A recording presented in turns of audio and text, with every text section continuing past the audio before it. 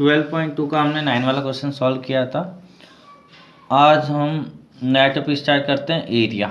ठीक है, तो एरिया जो होता है वो area is the shape occupied by the flash shape are the surface of the an object. मतलब कोई भी ऑब्जेक्ट होता है, कोई भी सॉलिड होता है, उसका जितना भी सरफेस है या फिर कोई शेप है, जैसे ट्राइंगल शेप है, तो इसके द्वारा जितना भी स्पेस इसने ऑक्यूपाई किया है, ऑक्यूपाइड मतलब जितना भी स्पेस ने अंदर लिया है वो इसका एरिया है।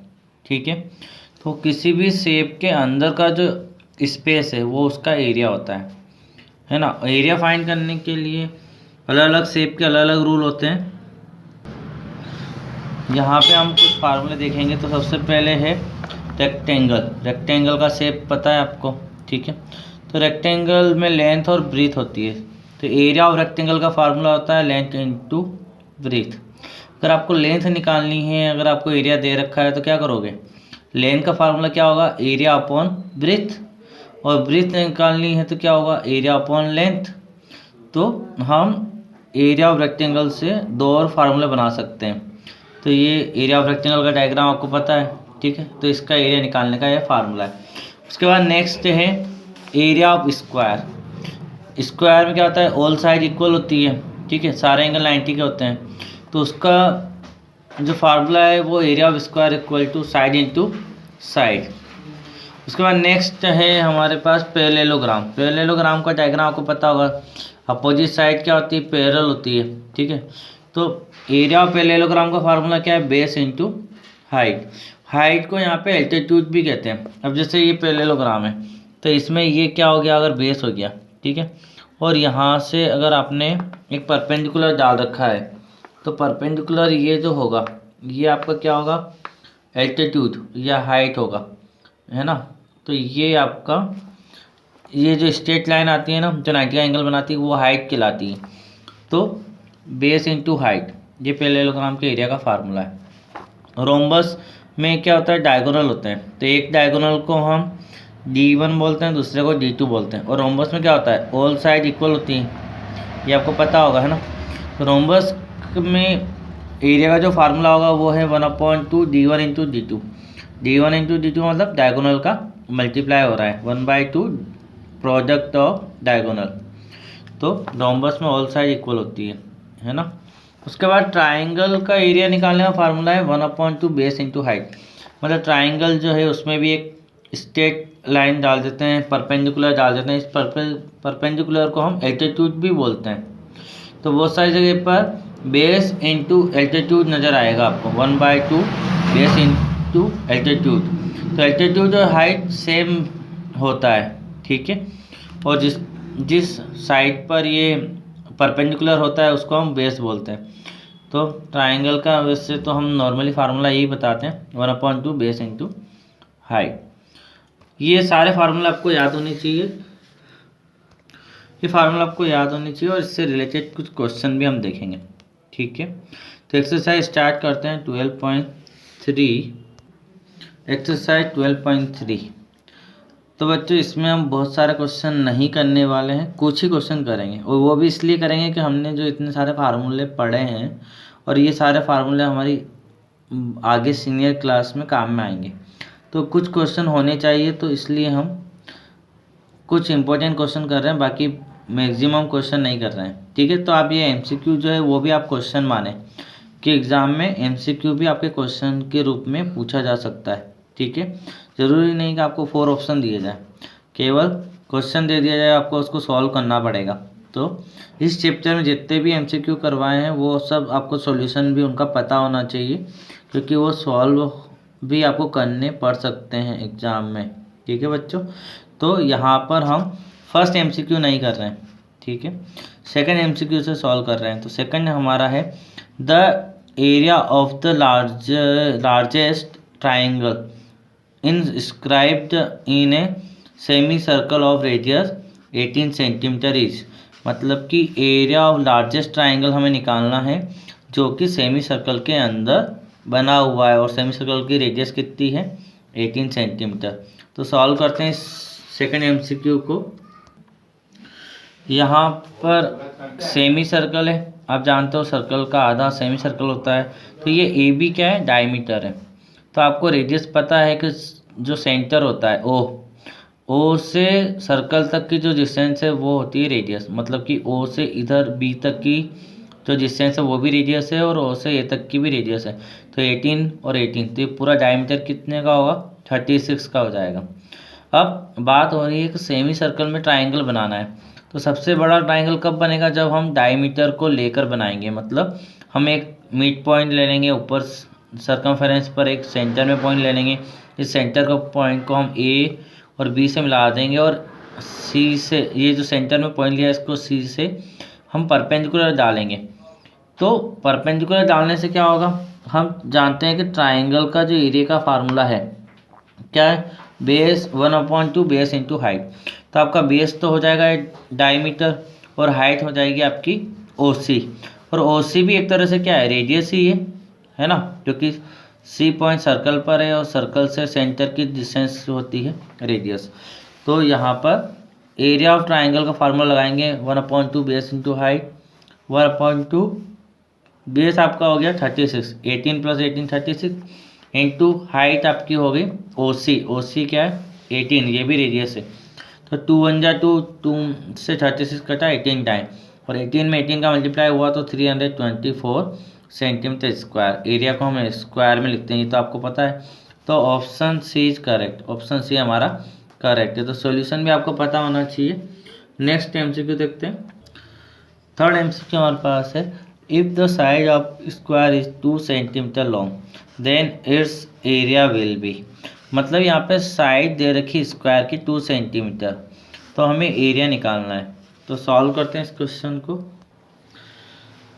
कीवन में क्या है, side of square equal to 2 centimetre.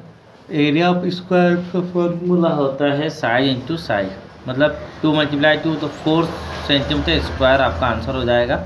तो ऑप्शन डी करेक्ट, ये आपका ऑप्शन डी करेक्ट हो गया। नेक्स्ट फोर्थ एमसीक्यू है हमारे पास, the area of rhombus is 35 metre square if its altitude is 7 metre, its perimeter is.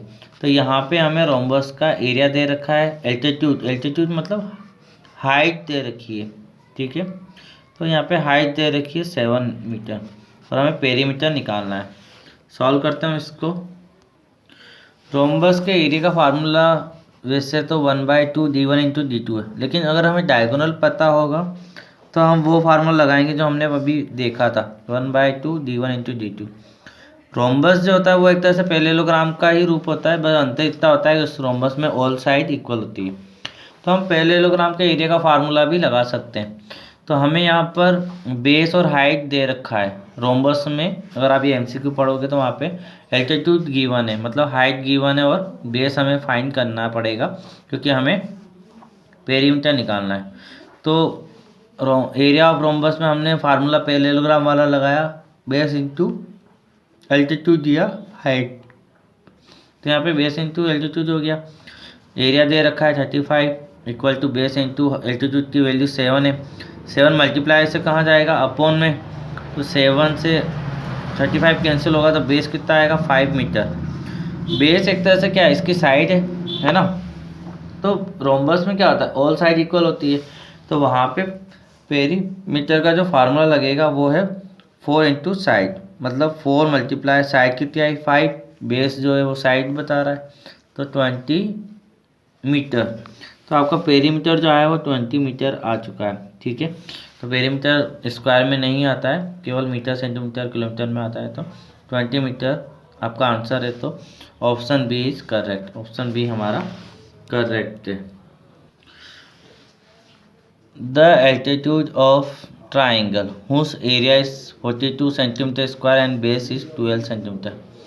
तो बच्चों हमने कहा ना कि आपको एमसीक्यू सॉल्यूशन करते हुए आना चाहिए, ठीक है, क्योंकि एग्ज़ाम में क्वेश्चन बनकर भी एमसीक्यू आ सकते हैं इस चैप्टर से। तो आपको सॉल्यूशन आना चाहिए। अब हम 5th वाले को सॉल्व करते हैं। यहाँ पर एरिया ऑफ ट्राइंगल हमें गिवन है 42 सेंटीमीटर स्क्वायर। अब बेस हमारा है 12 सेंटीमीटर।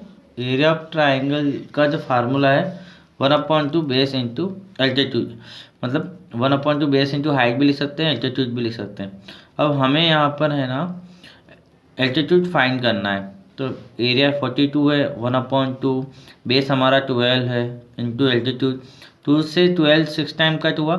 अब ये 6 मल्टीप्लाई में है, तो ये इक्वल के सेकंड साइड दूसरी तरफ अदर साइड पे जाके कहाँ जाएगा, डिवाइड में, तो 42/6, तो 6 1 जा 6, 6 7 जा 42, तो एल्टीट्यूड हमारा आया 7 सेंटीमीटर। तो ऑप्शन बी इज करेक्ट, आपका ऑप्शन बी करेक्ट है। तो बच्चों हम एमसीक्यू के बाद केवल 5th क्वेश्चन और एक और क्वेश्चन नंबर 10, 2 ही क्वेश्चन सॉल्व करेंगे, बाकी कोई भी क्वेश्चन हम सॉल्व नहीं करने वाले हैं, ठीक है। तो हमने इतने क्वेश्चन इसलिए किए एमसीक्यू वगैरह, क्योंकि हमने इतने सारे फार्मूले पढ़े थे, तो उनका यूज़ आपको करते हुए आना चाहिए, ठीक है। तो 5th वाला सॉल्व कर लेते हैं। तो find the altitude of parallelogram, altitude हमें फाइंड करना है पैरेललोग्राम का, whose area is 2.25 metre square and base is 250 centimetre. तो यहाँ पे एरिया तो हमें मीटर स्क्वायर में दे रखा है, लेकिन बेस हमारा सेंटीमीटर में है। तो पहले हम क्या करेंगे, सेंटीमीटर को मीटर में कन्वर्ट करेंगे। तो सॉल्व करते हैं हम इस क्वेश्चन को। तो एरिया ऑफ पैरेललोग्राम हमें गिवन है 2.25 मीटर स्क्वायर, बेस भी गिवन है 250 सेंटीमीटर। हम एक बार जानते हैं कि 1 मीटर इक्वल टू 100 सेंटीमीटर होता है। तो जब हम छोटे को स्मॉल यूनिट, सेंटीमीटर क्या स्मॉल यूनिट है, इसको हम ग्रेटर मीटर में कन्वर्ट कर रहे हैं। तो जब बड़ा बनाते हैं, बड़ी यूनिट बनाते हैं, तो डिवाइड करते हैं। तो 100 का डिवाइड करेंगे, तो 250 में 100 का डिवाइड किया तो 1 नीचे लिखा हुआ है, तो ऊपर का आंसर आएगा 250। और 2 जीरो है, 2 जीरो है, तो हम पीछे से काउंट करेंगे तो 1 और 2, तो पॉइंट लगा देंगे, तो 2.50 मीटर ये हमारा बेस बन जाएगा। अब पैरेललोग्राम का एरिया का जो फार्मूला होता है बेस इंटू एल्टीट्यूड, एल्टीट्यूड या हाइट भी बोल सकते हैं। तो हमें यहाँ पे एल्टीट्यूड निकालना है, इसलिए हमने हाइट को एल्टीट्यूड नाम से लिखा है। तो एरिया कितना है 2.25 इक्वल टू बेस हमारा आया 2.50 इंटू एल्टीट्यूड। अब ये 2.250 जो है वो मल्टीप्लाई में, तो ये अपॉन में जाएगा, तो 2.25 अपॉन 2.50 इक्वल टू एल्टीट्यूड। तो पॉइंट से पॉइंट हटा दिया, क्यों, क्योंकि ऊपर भी पॉइंट के बाद 2 नंबर है, नीचे भी पॉइंट के बाद 2 नंबर है, तो पॉइंट से पॉइंट हटा देंगे।